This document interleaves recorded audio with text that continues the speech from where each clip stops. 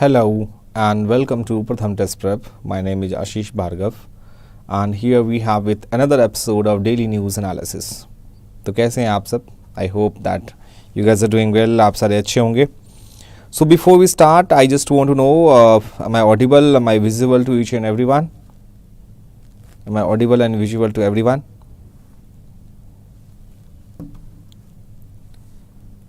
So as we know that the why newspaper is important. Majorly we discuss about the Hindu and Indian Express. So on Monday to Friday. So what exactly we discuss in newspaper analysis? We discuss about the national news, we discuss about the international news, economy based news, sports based news, science and tech, personal news, summits and conference, and miscellaneous. And apart from that, we also discuss about the Supreme Court verdict, any amendments, any bills which is in the parliament. So this is very important.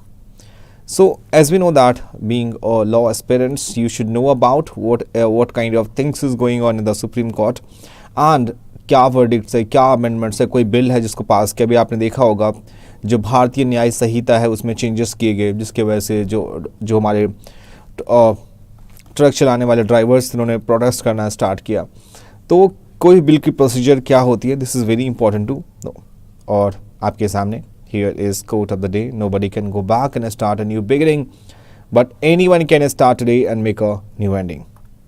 And we'll ask you the 5 questions that would be very important and quick tips जो हम अभी देखेंगे session के बाद. सबसे first यहाँ पे हमारे खुराना साहब Hargobind Khorana, biochemist Hargobind Khorana was born on this day. This day मतलब 9th January. That was 9th January 1922. It is known to be a father of genetic engineering and he is known for his key role in deciphering the genetic code, confirming it to the 64 distinct 3-letter words. इन्होंने जो experiment की थी that for the nucleic acid found in the RNA. As we know कि जो आपका sales होता है, cell is an structural and functional parts of a body, of a living organism. सो यहाँ पे जो सेल होता है हमारा, सेल के अंदर यहाँ पे न्यूक्लियस होता है and the nucleus contain the DNA and then RNA which is deoxyribonucleic acid and ribonucleic acid. तो DNA के ऊपर उन्होंने RNA के ऊपर जो न्यूक्लिक एसिड फाउंड RNA एक केमिकल सेल्स होता है that translate the genetic information contains the in DNA. और इसके लिए उनको नोबेल प्राइज़ मिला था किस ईयर में, 1968 में, in physiology that shared with the Robert Holley and Marshall Nirenberg. So we can think about कि इनकी क्या कंट्रीब्यूशन थी और इन्हें हम फादर ऑफ जेनेटिक इंजीनियरिंग भी कहते हैं. सो आज इनका बर्थ एनिवर्सरी है, right. So this is very important to know. और 1972 में that made the first ever artificial gene and 4 years later made the gene function in a bacterial cell. So आपको एक और चीज़ समझनी होगी यहाँ पे, एक होते genome sequence. So comment section में कोई बताओ, ये जीनोम सीक्वेंस हम बहुत बार डिस्कस कर चुके हैं न्यूज़पेपर एनालिसिस में. This is very important to know और आपको कमेंट सेक्शन में बताने की जीनोम सीक्वेंस क्या होती है. एनीवे द नेक्स्ट आपका आर्टिकल है और दिस आर्टिकल में आपका this word means supreme court legal service committee. अब ये जो है आपका लीगल सर्विस कमेटी, इनका क्या काम होता है एंड ऑल. यहाँ पे justice B.R. Gavai that has been nominated chairman of the supreme court legal service committee. इनका नाम क्या है पहले आप ये जानना इंपॉर्टेंट. इनका नाम है B.R. गवई. ये किसके चेयरमैन अपॉइंट हुए हैं? ये चेयरमैन अपॉइंट हुए हैं Supreme Court Legal Service Committee that replacing the top court senior most prestigious Justice Sanjeev Khanna. So Department of Justice announced Justice Gavai nomination in exercise of power that conferred by Section 3A of Legal Service Authority 1987.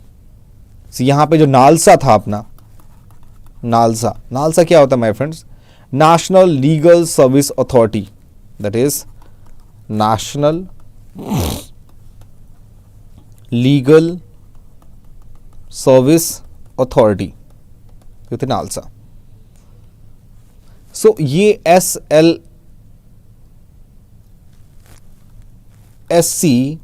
Supreme court legal service committee होती क्या है?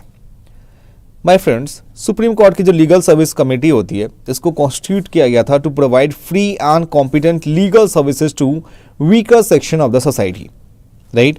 तो ये आप एक चीज याद रखो, इसमें कीवर्ड्स, ये एक weaker section of the society के लिए था, weaker section of the society in case falling under the जुडिक्शन of the top court. और कमेटी में कौन कौन से होते हैं? एक सिटिंग सुप्रीम कोर्ट का जज होता है। The committee comprises supreme court जज who is the chairman and other members that will experience and qualification prescribed by the center. इस एक्ट के according chairman and other members will be nominated by the chief justice of India, जो हमारे अभी कौन है? DY Chandrachud, CJI। तो chairman और दूसरे मेंबर्स होंगे, दो नॉमिनेट होंगे चीफ जस्टिस ऑफ इंडिया के, who shall also appoint the secretary of committee having the prescribed experience and qualification। उसके मेंबर्स मैंने आपको बता दिया कि नालसा के रूल के according, national legal service authority के according, SCLCS that shall consist of not more than 9 members including ex officio members such as this is Attorney General of India हो गया हमारा, Joint Secretary Department of Justice, Ministry of Law and Justice के, Additional Secretary Department of Expenditure के, Ministry of Finance और his nominees and the Registrar General of Supreme Court। So इसको implement क्यों किया गया? Because besides the Supreme Court Legal Service Committee, several other bodies that to carry out the task of dispensing free legal service that to people across the country at different levels। उसके लिए हम बात करते हैं, आपको पता होगा, directive principle of state policy के बारे में। सो यहाँ पे आर्टिकल आती है हमारी 39। So Article 39 Clause A, which has clearly said of the Constitution states, the state shall secure that the operation of the legal system promotes justice on a basis of equal opportunity and shall in particular provide free legal aid by suitable legislation or schemes or any other way। और ये ensure करना state का काम है कि that opportunities for securing justice are not denied to any citizen by reason of economic और other disabilities. और ये आपका article 39 of the Indian constitution है। बट प्रॉब्लम ये है माय फ्रेंड्स, ये जो directive principle of state policy है that is not legally bound. तो अगर स्टेट ऐसा करता भी है तो वो इस पे आप जुडिक्शन में नहीं जा सकते, ठीक है, मतलब लीगली बाउंड नहीं है इस चीज को करने के लिए। बात करें आर्टिकल 14 द 22 क्लॉज ए का, that is make it obligatory for the state to ensure equality before the law and the legal system that promotes justice based on equal opportunities. So although ये जो idea है legal aid programmes का that had been floated since the 1950s, जब हमारा constitution बनके तैयार हुआ 26 जनवरी 1950 को, ठीक है। सो दैट टाइम यहाँ पे लीगल एंड इसको 1950 से स्टार्ट किया गया और फाइनली 1980 का टाइम था 1980, जहां पे कमिटी एस्टैब्लिश की गई, national level committee. It was establish under the chairmanship of supreme court जज P.N. भगवती, और इस कमिटी को बोला गया committee of implementing legal aid scheme and started monitoring legal aid activities through out India. So the Legal Service Authority Act 1987 that came into force on November 9, 1995 to establish a nationwide uniform network for providing free and competent legal services to the weaker section. So December 5, 1995 को NALSA was constituted under the 1987 Act to monitor and evaluate the implementation of legal aid program. Subsequently, in every state, legal service authorities were established to implement NALSA policies and directions.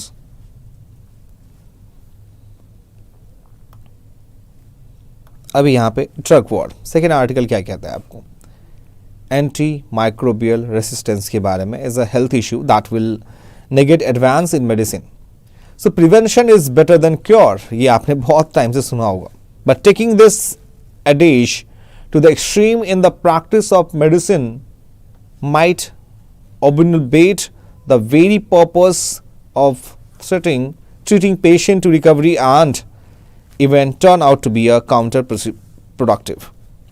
So जो AMR होता है, antimicrobial resistance, that occurs when pathogens evolve fortifying themselves against drugs and stop responding to antimicrobial drugs. While it is nature of pathogens क्या होता है, जब हम एक दूसरे से हैंड शेक करते हैं माय फ्रेंड्स, तो we are transferring of pathogens.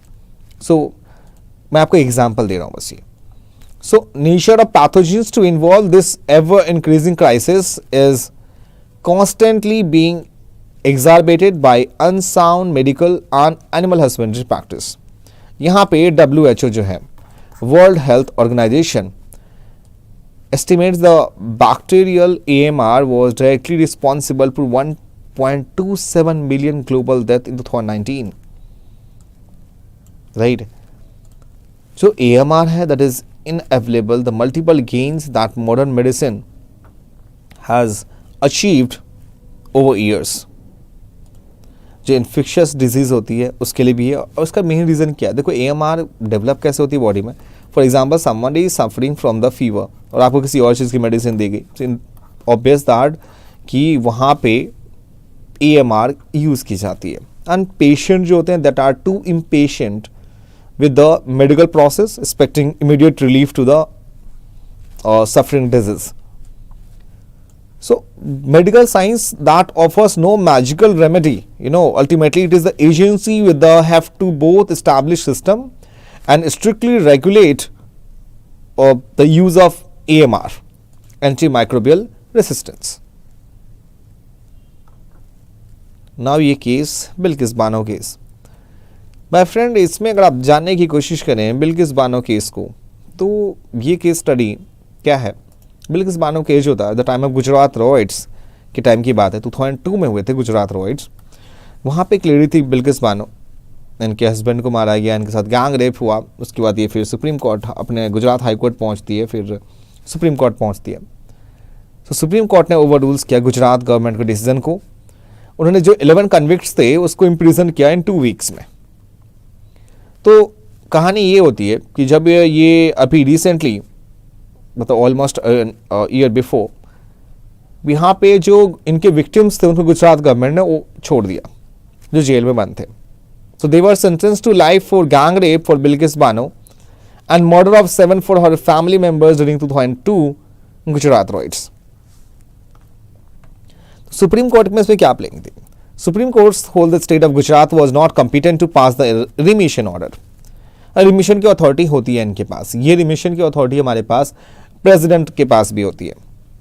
तो यहाँ पे जस्टिस नागरत्न जी का कहना है कि not the government of state where the offence took place और offenders are imprison where is the appropriate government for remission. And supreme court ने May 13, 2022 को जजमेंट दिया which directed Gujarat government to consider remission and obtained by playing fraud on the court and by surpassing material facts. उसके बाद यहाँ पे जो supreme court की verdict थी, उनका ये कहना था कि it's their duty to correct arbitrary orders at the earliest and retain foundation of trust of public. So यहाँ जो अपेक्स कोर्ट है अपना, सुप्रीम कोर्ट है, उन्होंने इस कन्विक्ट हो गया rule of law must prevail. It was contended since rule of law was violated, justice can be done only by sending them back to prison.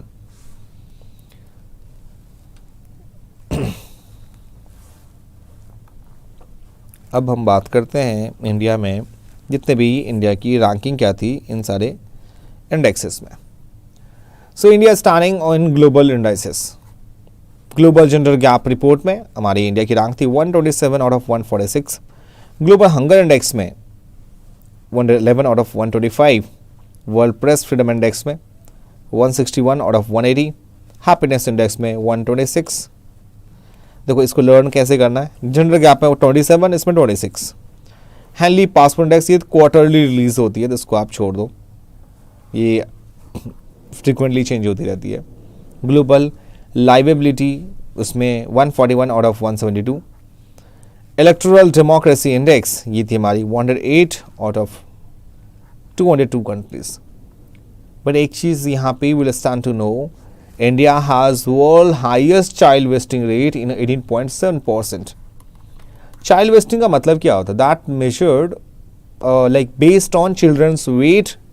जो चिल्ड्रंस की weight है उसके अकॉर्डिंग हाइट नहीं है, उसको कहते हैं चाइल्ड वेस्टिंग। और स्टंटिंग में जस्ट अपोजिट होती है, हाइट के अकॉर्डिंग वेट नहीं है। तो चाइल्ड वेट स्टंटिंग मतलब हो गया कि यहाँ पे शो दैट कि दैट इज मालन्यूट्रिशन के केसेस। और among many nations like South Asian nation, only Afghanistan fared worse than India in world happiness index में। और यहाँ पे बात हो रही है सेक्युलरिज्म की। Secularism in India is just as same as in Europe, says Akeel Bilgrami. अभी इनका नाम क्यों आया? ये प्रोफेसर हैं, सिडनी मॉर्श बेसर प्रोफेसर हैं, और यहाँ पे अपने टाइम की बात करी उन्होंने, आज से कुछ टाइम पहले, Gandhi in his time, and ours reflection on secularism and multiculturalism. तो उनका कहना यह है कि जो सेक्युलरिज्म होता है, that secularism consist of 3 commitments. पहला, freedom of religion, freedom of religious belief,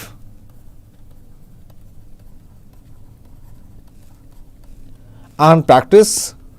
Second, principles enshrined in the Constitution that make no mention of religion or opposition to religion, such as equality, freedom of speech, gender equality. And third is the meta commitment, which says that if there is a clash between the first and second commitment, the second commitment must get priority.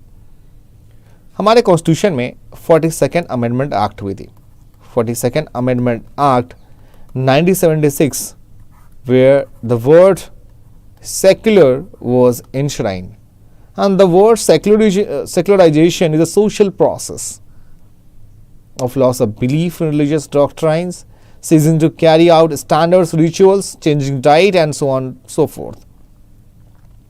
So secularism जो है is a different idea. It is a political doctrine, and its main idea is that religion should be kept out of orbits of politics. So it's not the name of social process.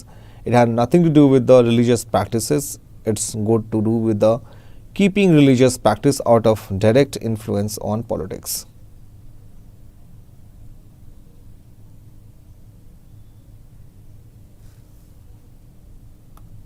Now यहाँ पे quick tips में आपके सामने ये रहा। बापू का हाथ, kings of ancient India who practice Buddhism, जिसमें आपका बिंबिसार, अशोका, प्रसेनजीत, उदयन, कनिष्का एंड हर्षवर्धन। और ये Indian states in India sharing boundary with Bhutan, Sikkim, Arunachal, Assam and Bengal. और देखो नोट्स कैसे बनाने होते हैं उसके कुछ आपके सामने डेमो है।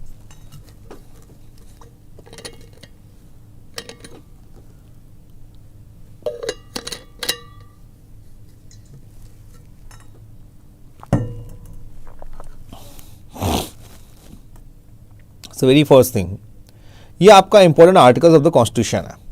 Article 15 is talking about discrimination, article 17 is talking about untouchability, Article 19, the freedom of speech and expression.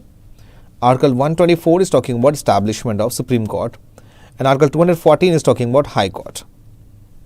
उसमें अगर आप देखें प्रोसीजर, आर्टिकल 368 की procedure of constitutional amendment, article 51A talking about fundamental duties, 343 से आर्टिकल 351 जो है talking about Hindi language which is one of our official language, article 24 talking about childrens below the 14 years can not work.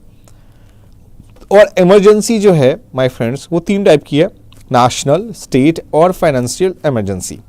National emergency article 352, state emergency 356 और financial emergency 360। Now it's time two questions of the day, और पहला question ये रहा आपके सामने।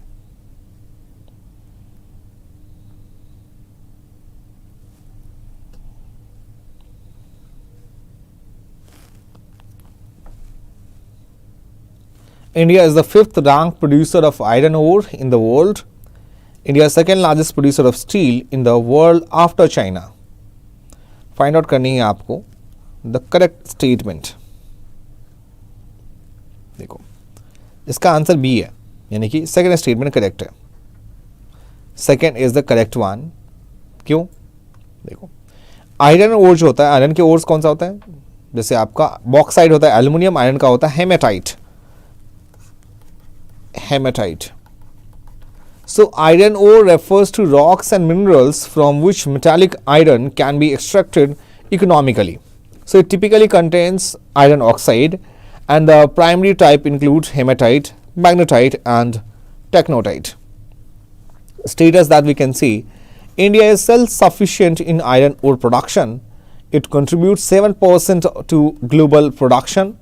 India ranks at 4th largest producer globally, and India is the second largest producer of steel in the world after China. So यहाँ पे जो है स्टेटस ये हमारा 7% ऑफ ग्लोबल प्रोडक्शन, ये 4th लार्जेस्ट प्रोड्यूसर है ग्लोबली, नॉट 5th वन, और second largest producer of steel in the world after China. China rank 1 पे है, पूरे वर्ल्ड में सबसे ज़्यादा स्टील की प्रोडक्शन चाइना करता है। सेकेंड पोजीशन पे अपना प्यारा देश भारत है। Next one, the first session of Indian National Congress was presided over Dadabhai Naoroji. First woman to address open session of Indian National Congress was Kadambini Ganguly, also the first woman graduate of Calcutta University. तो my friends, ये जो first session हुआ था Indian national Congress का, it was in the 1885। कहाँ पे? बॉम्बे में। इन which date? 28 से 31 जो था आपका दिसंबर को। तो ये तो first statement incorrect one, because it was presided over WC Banerjee, not Dadabhai Naoroji. And the first women to address an open session, this one is the correct statement. तो आपसे पूछिए इन्होंने इनकरेक्ट वन, तो only one is the incorrect.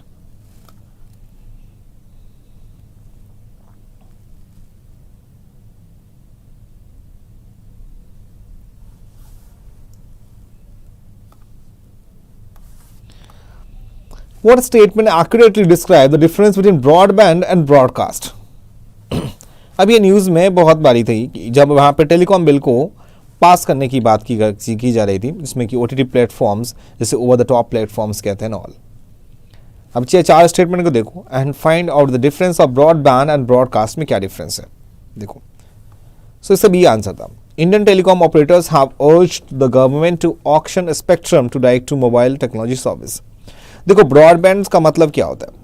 Broadband involves high speed internet access, transmitting data in both direction, while broadcast जो होता है is one way transmission of content such as TV और radio signals wide audience.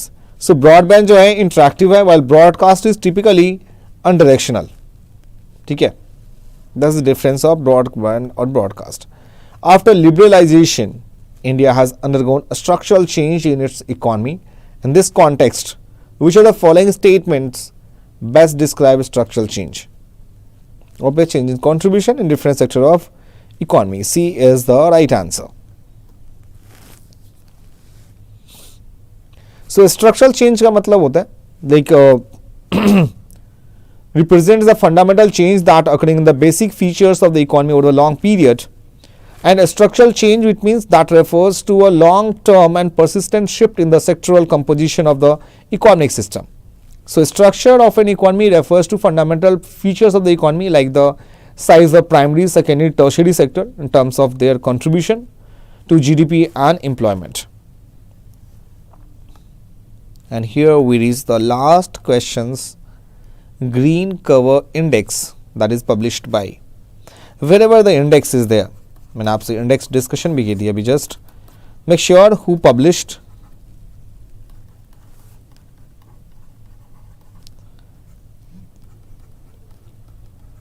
India's rank, top country, bottom country,